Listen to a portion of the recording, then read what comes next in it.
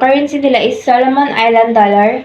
Then, wala silang tagline, pero describe sila as the Happy Isles. Then, for food, sikat sa kanila ang fish curry. Parang chicken curry sa atin, pero pinagpalit lang ng fish at yung chicken.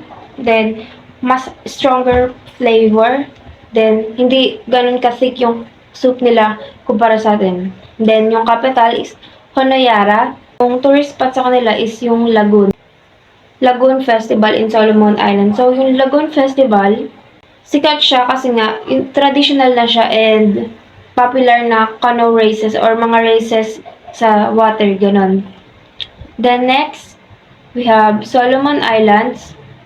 Solomon Islands pa rin siya, pero yung religion niya, sikat, more on sikat yung Christianity with a percent of 97.4. Then ito itsura ng mapa nila.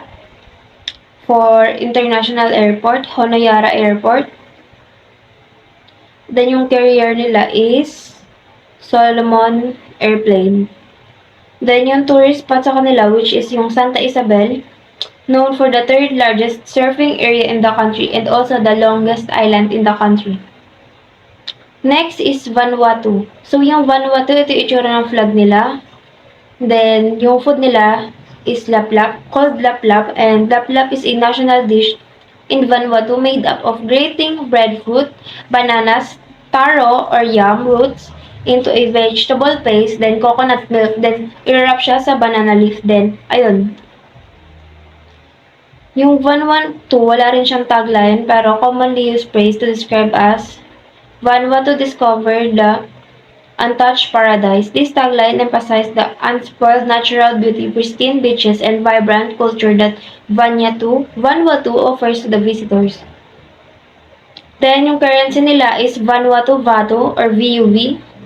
Then, yung festival sa kanila, Nalawan Festival, sinaselebrate nila ito kasi naniniwala sila na ito yung nagre-represent ng new start of tradition sa calendar. Then, yung airline nila is Air Vanuatu. Then, ito yung itsura ng mapa nila. Then, yung religion nila is Christian.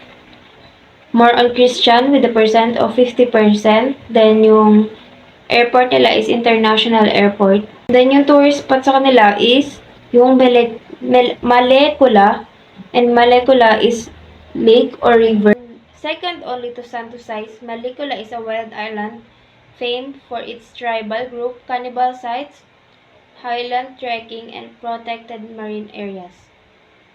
And yung yellow disc po is signifies the sun. Yung capital po ng New Caledonia is Numei. And then po yung currency po nila is CFP francs. Yung tagline po nila, A Taste of France in the South Pacific. And then yung festival po nila is Avocado Festival. And yung cuisine po nila is bogna.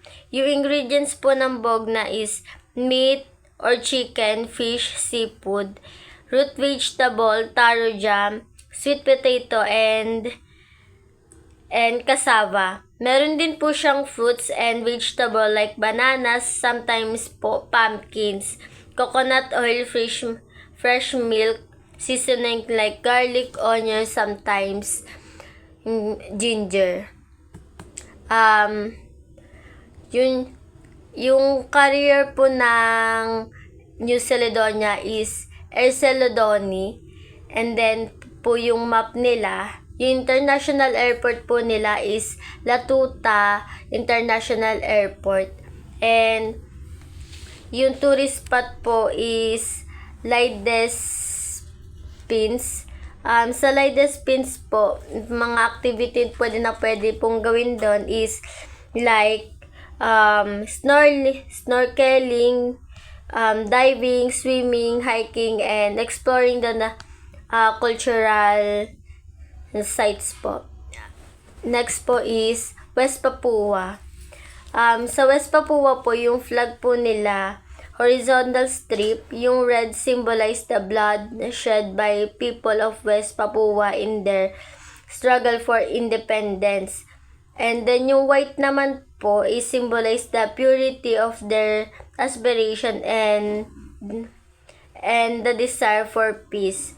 And yung morning star po in the center of the flag, they symbolize morning star o bintang kajura. Yung cuisine po nila is papeda.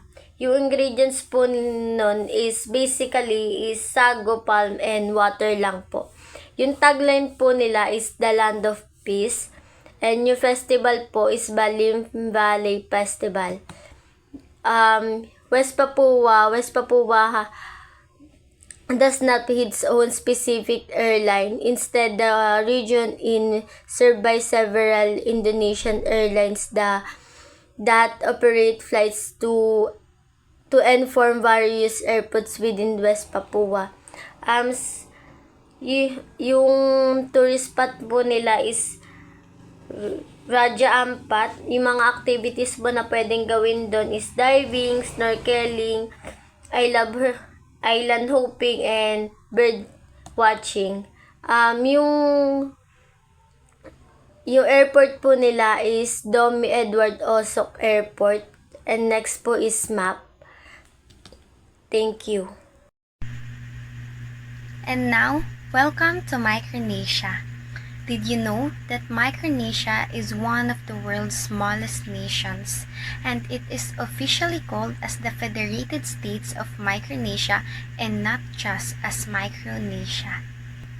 Moreover, Micronesia consists of 7 countries, namely Guam, Kiribati, Nauru, Marshall Islands, Northern Mariana Islands, Palau, and Federated States of Micronesia. And its capital is Palikir, which is located at the island of Pohnpei. And after knowing some informations, let us dig more about Micronesia. First, Micronesia's currency is US dollar, and its religion consists of 1% Protestant and 99% of Christians. With its carrier of continental Micronesia. And their international airport is known as the Pohnpei International Airport, which is the most famous airport at the Micronesia, and it is located at the heart of Micronesia, which is at the Pohnpei. And now, as we can see, this is their flag. Their national flag is filled with the touch of color blue, which represents the Pacific Ocean, and those 4 stars represents the 4 federated states, which are the Chuuk, Pohnpei, Kosrae, and Yap. And their tagline is simply peace, unity, and liberty. And of course, in every country, we will never forget their food or their cuisine. Firstly, as we can see, their rice is not a common type of rice or not a common color, because on the other countries its common colors are white, black, brown, but in Micronesia their rice is a type of rice which is in the color of red, so they called it as the red rice. And if there's a rice, of course there's a viand. The most famous viand or ulam at the Micronesia is called as the chicken kalagan. The chicken kalagan is a pita with some ingredients inside, and to add flavor on it, there's a dipping sauce on the side. Lastly, after the rice and the viand, of course there's a dessert. And the most famous dessert at Micronesia is called as taro balls. This taro balls is made up of taro, and it is shaped as circular. And in here, we will explore the 3 famous tourist spots at Micronesia. First is the Eten Island.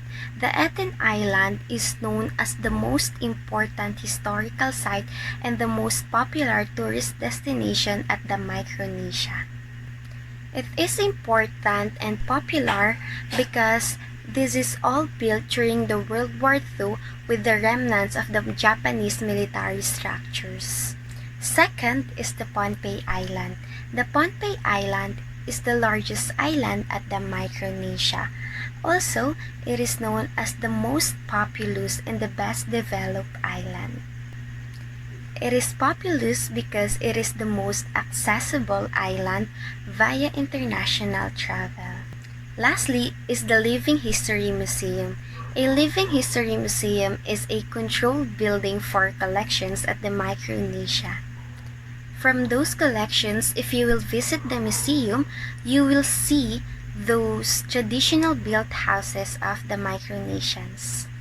Lastly is the culture of Micronesians.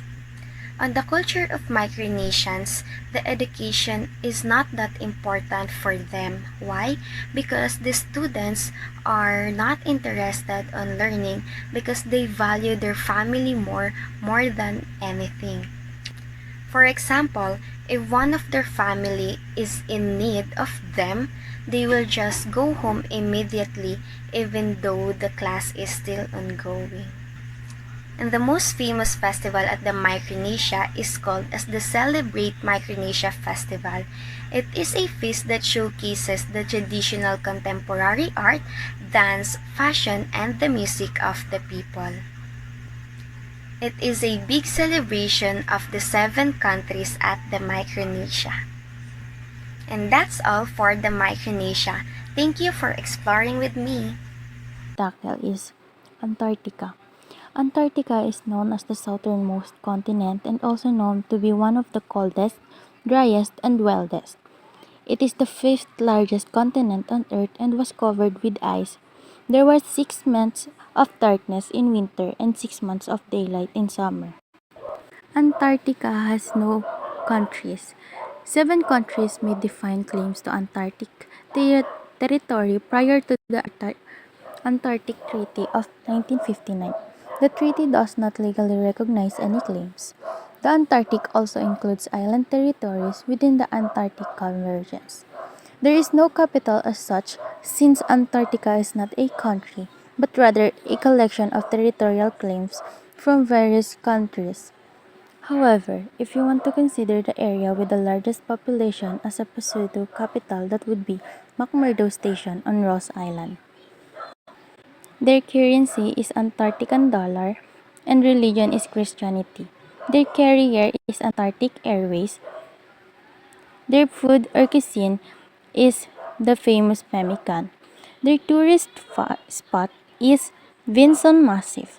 This is the highest point in Antarctica, standing at 4,892 meters.